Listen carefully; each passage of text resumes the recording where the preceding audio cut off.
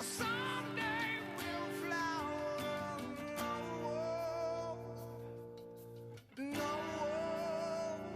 the sweet sunshine.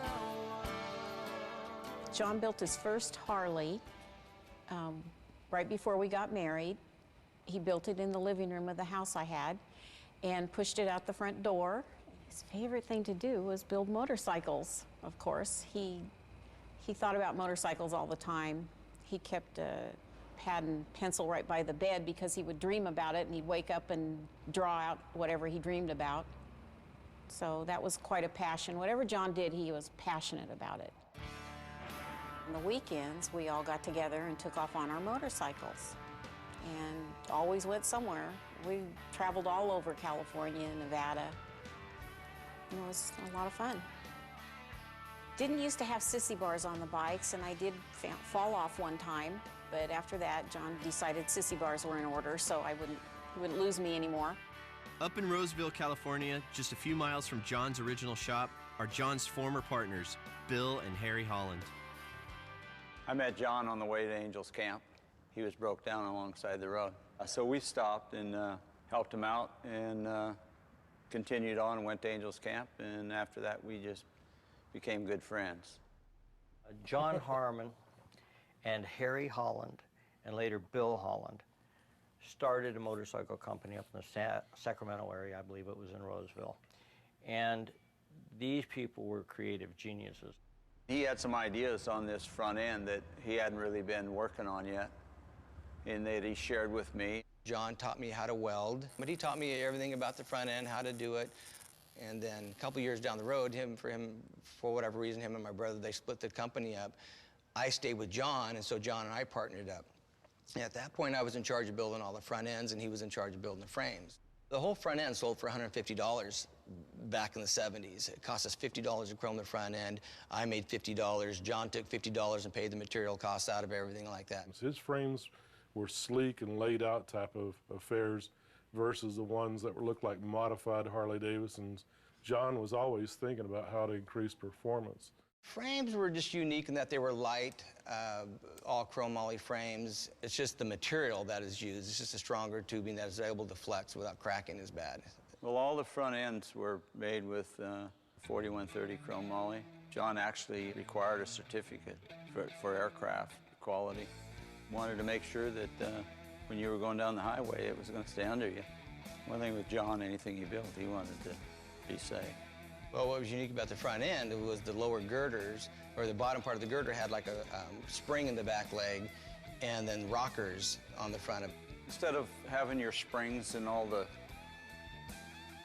the clutter up here, it's just, you can clean the front end up and everything is hidden. All the, the springs are inside this bottom tube, and the rockers, all the suspension is right there. Even though the front end was extremely long and went far out in front of the motorcycle, was extended, the fact that you could adjust these rockers meant that you could let go of the handlebars at any speed, and the front end didn't, what they call flop. You could have a real long front end, but the bike handled like a dream. That's probably what put them on the map.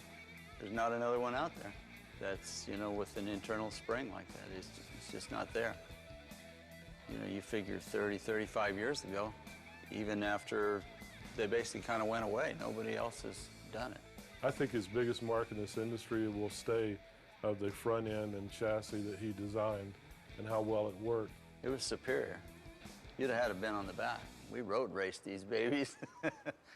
With Harmon, it's the first time that you really started hearing the word Pro Street or Pro Stock or Pro Chopper. The shop was real innovative. People were coming to us from all over the place wanting to know what we were going on, because we always had something new going on. In the magazines, the Street Chopper, and I believe Hot Bike used to come out and call us all the time, say, what do you guys got going out there? We'd like to do an article on you. Started with building frames and front ends, and then we would build frame front end combos and rolling packages and stuff like that. And then he got into building engines. And then from there it was really innovative and getting into doing dual carb heads and two plugs in each head, and two magnetos. We actually built a fuel injected bike We would use like S&S flywheels, but he made his own cases that were thicker so that it would accommodate a larger cylinder and stuff in it. So he was making like 120-inch cubic inch motors back then. Just a real innovative type of thing that people weren't doing back then. We were just in there always looking at what could we do to make the motorcycle go a little bit faster. So we'd add carburation to it. What could we make the heads do to flow better? They were probably some of the faster bikes around.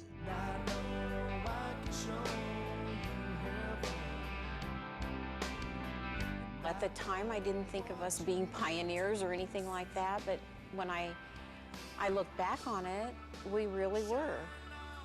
It really was the first type of people to build the pretty bikes, you know, the nice-looking bikes that weren't greasy and slinging oil everywhere.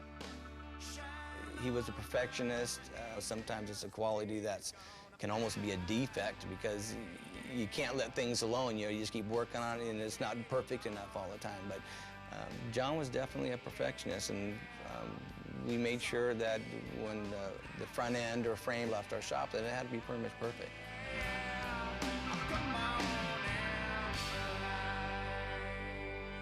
Man is greatly missed.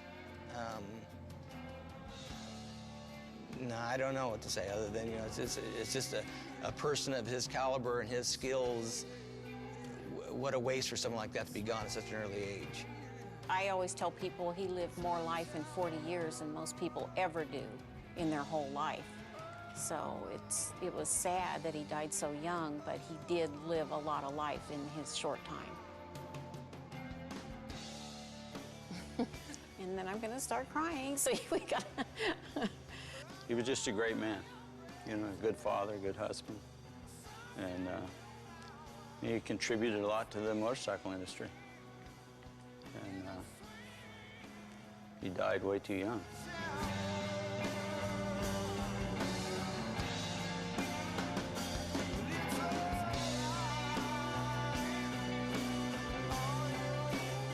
The thing that stands out to me the most, and it doesn't have anything to do with bikes, he was a wonderful father, which is going to make me cry, so maybe I shouldn't go there.